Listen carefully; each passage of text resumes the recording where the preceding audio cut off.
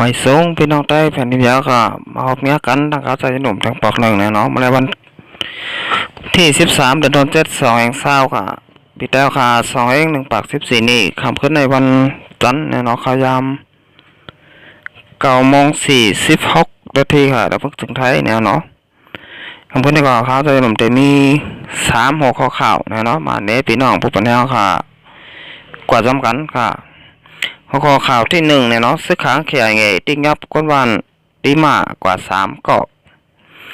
หัวข้อข่าวที่2ซุ่มตรงวงกลในเมืองนอกเมืองออกฤทธิ์ปุ่นเผาสารคัดอันตับซึกมันแต่เอาตั้งพิษพวนโหคนในกลางใจตีเวงจอกแม่หัวข้อข่าวที่3เนี่ยเนาะคนโคตรแสงไหลลู่ตายตี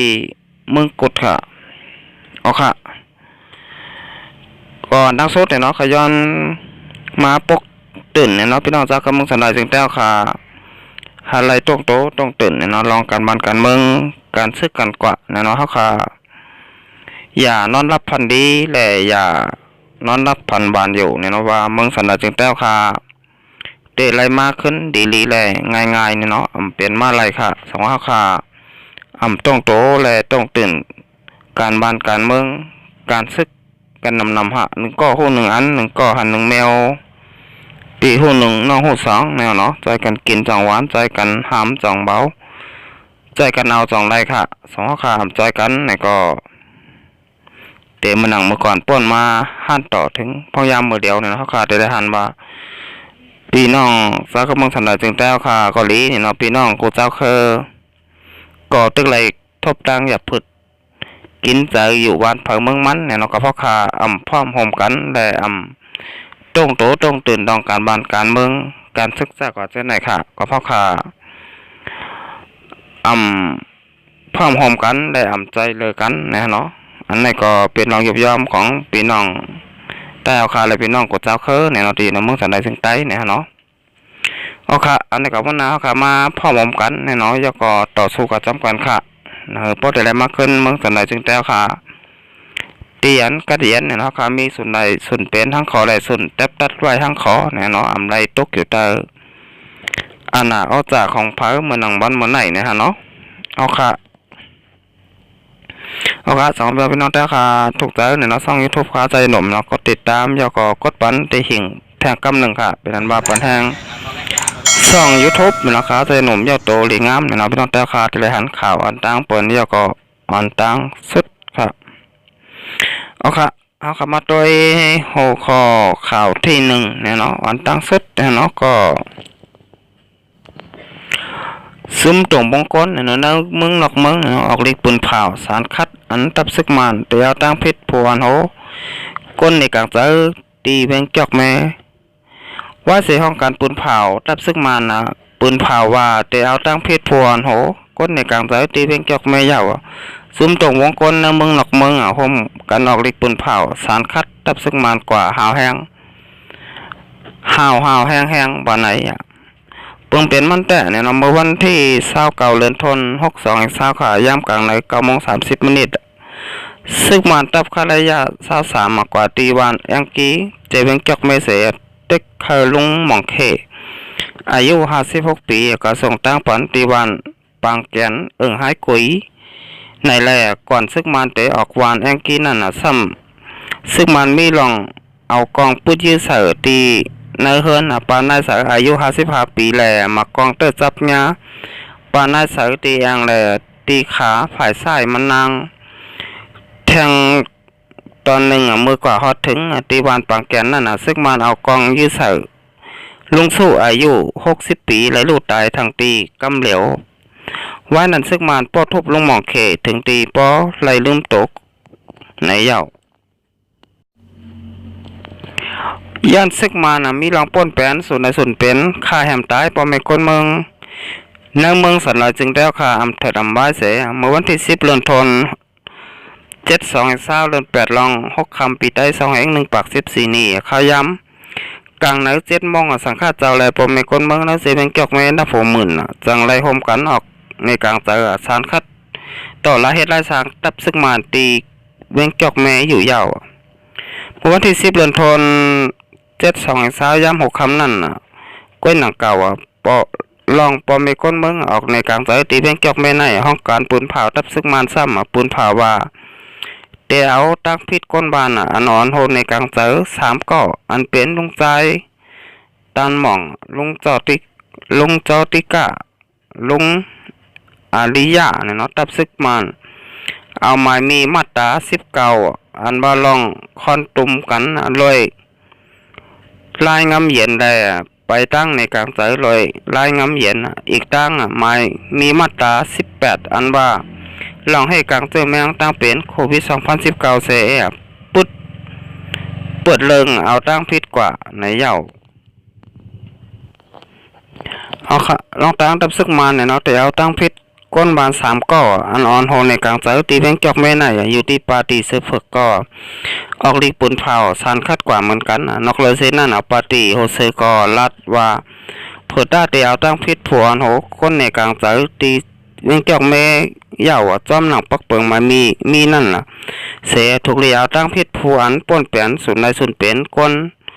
ในเหย้าเอาค่ะในก่อบัดเป็นซึมตกมงคลนางเมืองนอกเมืองเนี่ยน้อยยาวก่อหบปาตีใต้เอาค่ะบัดเป็นปาตีเสือเผือกเกาหลีโหเสือเกาหลีเนี่ยเนาะจากก่อนจะไหนค่ะก่อนกันมาสารคัดเนี่ยเนาะลองซึกมานซึกมานป้นแปนสุนในสุนเป็นเนี่ยเนาะคนเมืองในเมืองสันนิษฐานแต้วค่ะเนี่ยเนาะเอาค่ะอันนี้ก็เกี่ยวกับเลยลองซึกมานเขาเนี่ยเนาะมายามาเก่าเนี่ยค่ะก็เป็นลองตีสุกยุงอ่อนเก่าเนี่ยเนาะในเมืองสันนิษฐานแต้วค่ะมาก็ปียาวเข้าหึงเนี่ยเนาะเข้าทาง72ปีเนี่ยเนาะ73ปียาวเข้าก็หึงเตะๆเนี่ยเนาะอันนี้ก็ดีอันกันป่องใจทั้งปล่อยทั้งมันยาวเนี่ยเนาะพี่น้องแต้วค่ะเนี่ยเนาะอ๋อค่ะสุดท้ายมาได้ทางหัวข้อข่าวที่2ค่ะซึกค้างเกี่ยที่ยับก้นเมืองเนี่ยเนาะวันตีมา3ก่อก้นเมือง3ก่อเลยถูกซึกค้างเกี่ยที่ยับกว่าเลยอำหัวว่ามีตั้งพิสังต่อถึงย่ำแล้วอำไปปล่อยปันโตปอกขึ้นเฮินเมื่อวันที่25เดือนธันวาคมเนี่ยเนาะ2020เดือน8หมาย6ค่ำเนี่ยเนาะปีใต้21ปาก14นี้ค่าย่ำกลางขึ้น2:30มันดิดนั่นเนี่ยเนาะซึกค้างเกี่ยตับจุ่ม6อำไรหู้ผู้อันเขาเอาแห้งก้น8ก่อเข้ากว่าตีเนื้อวันตีมาตีมาเจเวียงหมู่เจเสติ้งยับก้นบานตีมากกว่า3ก่อโดยมีตั้งพิสังว่าไหนก้นบานอันใดถูกติ้งยับในแต่หนึ่งก็เปลี่ยนปู่แก่วานตีมาจือใจยีของเนาะใจยีของ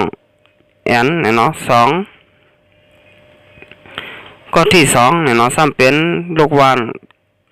ก้นสนวานตีมาจือใจไออุ้งเนี่ยเนาะแลใจ3หม่นเขาทั้ง3ก็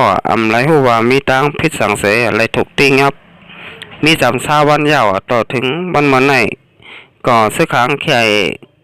ไปย้อมปล่อยฝันปอกขึ้นเฮินไหนยาวอยู่ในผู้อยากก้นหลงนะวันนะลายมีลองแต้มเล็กต่างถึงภูมิพลพรภายอุปเปิงเจเวียงอีกต่างตับจุ้มซื้อค้างแข่ตกย้อนหายปล่อยฝันขึ้นโตคนเจออันอะไรถกติ้งยับกว่านั้นในเซต้าก้อยไปไรเงินข่าวว่าก้นมา3ก่ออันไรถกติ้งยับกว่าไหนเตะไรปอกขึ้นเฮิรนเมื่อไหร่ก็เป็นดอกล่างนั่งไม่แลก้น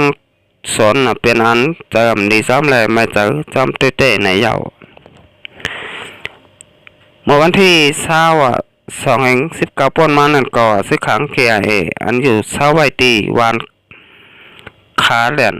อาธรรมาเจ็กข้องเอาก็มาตีฝ่ายอุปเปิงอันเป็นโหข้องเนื้อปอกปูแก่ปูก้างเนื้อเวียงปางซ้ายเสียเจ็กเต็งเก็บขอนก้นบาน แต่ในปี2019ต่อถึง2020เฮิรนแล้วเดี๋ยวเลยใส่วันข้าวสาร1ตังเกิน1จ้อยป้อมใส่ข้าวเดี๋ยวเลยใส่เงินตกแมนสร้างเงินอยู่33,000เหงเปียซื้อค้างแค่ยังรัดว่าสังว่าเฮิรนดาสารคัดค่าใส่คอนปอนเขาป้อนในจึงตักเตปอนต่ำนักหนากว่าอยู่ว่าในเย้านะเนาะเอาค่าในก็อีกมาตีข่าวของเว็บไซต์ได้แล้วต่างๆไว้นะฮะเนาะเกี่ยวกับเลยลองซื้อค้างแค่ตีงับก้นวันตีมากว่า3เกาะเนาะตั้งแต่วันที่25เดือนธันวาคมเนาะ2020เนาะวันมันในก็ตกอยู่แม่นเดือนธันวาคมวันที่13ยาวเนาะก็เข้าตัง20วันปลายเนาะอันเป็นปลูกกลางปลูกเก๋เนาะและลูกบ้านเนาะหันถอดถึงพองย่ามมือแล้วเนี่ยก็เอาไปปล่อยปอกมาขึ้นตั้งเฮิรนเนี่ยเนาะลูกล้างนางเมย์เนี่ยก็เป็นนั้นไม่เจอซ้ำเตะว่าเจ้าไหนค่ะเอาค่ะนี่ก็ปล่อย10ทำได้ข่าวกันแท่งนะว่าสักครั้งแค่ติ้งยับก้นบ้านก้นเมืองกว่าในมีลองสังนะเนาะอันนี้ก็อ่ำไปหลายหูจ้ำนะเนาะเอาค่ะสุดท้ายมาด้วยทางหัวข้อข่าวที่3กันค่ะกวนคุดแสงตกหมอแสงเก่าที่เมืองกดไล่ลูกตาย1ก็และมาเจ็บผ้าแห้ง1ก็วันไหนก้อนคุดแสง2ก็เนาะสร้างต่อกึ่งกลางตกลงกว่าในหมอแสงเนาะอันมีตั้งลึก1ปาก50ทัดท้องกว่าหาคุดแสงตีลอยหินหมอแสงเก่าอันมีหิมบ้านเหมาะแม่เนาะป้องปิ่นเวียงเมืองกดแลลูกตาย1ก็มาเจ็บผ้าแห้ง1ก็ในเย้าน้องในเลยเปลี่ยนกว่าเมื่อวันที่12เดือนธันวาคม2020ค่ะเดือน8ลอง8ค่ำเนาะปีใต้2 1 ปาก14นี่ข้ายามใบวันหมอก3 โมงเส้นในเสียภายใจแถมเพกึ่งกลางเบงเมืองกดจุมปลาฮิตาในปุ่นตีจุมไข่ขอจุมไข่คาเปแหลงเนาะไผ่เคไฟขาวพร้อมกันเสียเย้าเข้ากว่าจอยแถมกำเดียวเซต้าก็เปิดเอาโตซื้อเขาขึ้นมาหยับผึดแลเอาขึ้นมาไหลยามตามคำ5 โมง 30 นิดในเย้าไว้นั่นอยู่ที่จุมปลาฮิตาไหลเอารถต่างก้นเป็นเสียเย้าเอาโตก้นหมัดเจ็บผู้ใต้2ก็ส่งกว่ายศยาโตตีห้องยาแกดปิ่นเวียงเมืองกุดกำเหลียวเสตาก็ย่านตั้งหมัดเสพห้าแห้งเสตาก็1อายุไร40 ปีไรลูกตายกว่าที่ห้องยาเสแทงก็1อายุ35 ปีแต่ขาฝ่ายขวาหักกว่าเสยศยาโตอยู่ที่ห้องยาแกดปิ่นในเย้าจำหนังภูมิพลพรภายซอยแถมเขาออกไว้นั่นย้อนว่าหมอแสงเก่านั่นตั้งลึกซ้ำมีอยู่1 ปาก50 ทัดแหละแต่เตะลงกว่าจอยแถมก็ไล่เจ้าเขายามหึงอยู่เครื่องไม้เครื่องมือเครื่องกำแกมก็โปเจแหล่พองกว่าจอยแถมนั่นมีรองหยับผึดอยู่พองในเย้าตีเวียงเมืองกดในจื่อเสียงลือหลังย้อนมีแสงเขียวอันกาคันใหญ่เปียงจันลุ่มผ้าตั้งนำเสมีอองตีคุดแสงหมอแสงใบอยู่ตั้งน้ำพอถึงมาข้าวหื้อข้าวฝนเจอในก็กูปีก็ย้อนหมอแสงก่อนปังแหล่เฮ็ดให้คนคุดแสงดูตายก็ยามมีมาอยู่เหมือนกันในเย้าค่ะหมอแสงเมืองกดเนาะก็มีชื่อเสียงดื้อหลังไว้เนาะก็แสงเขียวเนาะแสงอันคึกเข้มแต่นะเมืองสลายจึงแต่ขาเมืองกดแต่ไรผู้ได้ยินกันเนาะเรื่องเมืองสู่แต่ก็ว่นว่ามีเย้าเนาะเรื่องเมืองกดแต่เมื่อก่อนป้อนมาหันต่อถึงพองยามมือเลี้ยวเนี่ยก็ตึกมีไว้อยู่ค่ะพี่น้องเจ้าเคยเมืองสลายจึงแต่ค่ะเนาะเอาค่ะอันนี้ก็เกี่ยวกับเรื่องลองพี่น้องเจ้าเคยเมืองสลายจึงแต่ค่ะเนาะกว่าคุดแสงเนาะก็ซ้ำไรตกกว่าในหมอแสงเก่าเนาะไรลูกตาย1ก็เย้าก็บาดเจ็บ1ก็เนาะก็ที่บาดเจ็บมันก็เป็นไรว่าบาดเจ็บห้าวแห้งไปค่ะ ขาฝ่ายขวาเลยหักกว่านะฮะเนาะอันนี้ก็ตายก็เจ็บเหมือนว่านั่นค่ะเอาค่ะอันนี้ก็มองแต่จอมเต้เนาะก็ว่าโหลไรเฮ็ดกินหาเร่งต้องอยู่กูมือกูวันนะฮะเนาะก็จะให้เจอค่ะกูตายอยู่ในก็เตไรเฮ็ดนะฮะเนาะก็ว่าเฮาค่ะหูเตเฮ็ดการสังนะเนาะการนำมึงสันใดจึงได้ค่ะเนี่ยก็ใครหาอย่าไปค่ะหรือเสเฮ็ดโซนเฮ็ดนาเจอในก้อยนะฮะเนาะการงานเนี่ยก็ปอนำนะฮะเนาะอันนี้ก็ลีมองแต่จอมพี่น้องเจ้าคือมึงสันใดจึงได้ค่ะตีเวียงมึงกดเนี่ยเนาะที่อันได้โลดตายกว่า1ก็เหี่ยวก่อบาดเจ็บ5แพงใบ1ก็ค่ะเอาค่ะระดับคำขึ้นได้ค่าใจหนุ่มในก็เตย้อนกึดหรือไว้ก่อนเนาะจังค่อยมาหบมายากันแทงวันนาค่ะเอาค่ะสวัสดีพี่น้องเจ้าค่ะเข้ามาด้วยนะช่อง YouTube ค่าใจหนุ่มสวัสดีถูกใจเนี่ยก็กดติดตามไปค่ะแล้วก็กดปันตีหิ่งแต่กำหนึ่งเนี่ยเนาะเป็นว่าปันแห้งช่อง YouTube ค่าใจหนุ่มยอดโตหลีงามเหี่ยวค่ะมาส่งค่ะ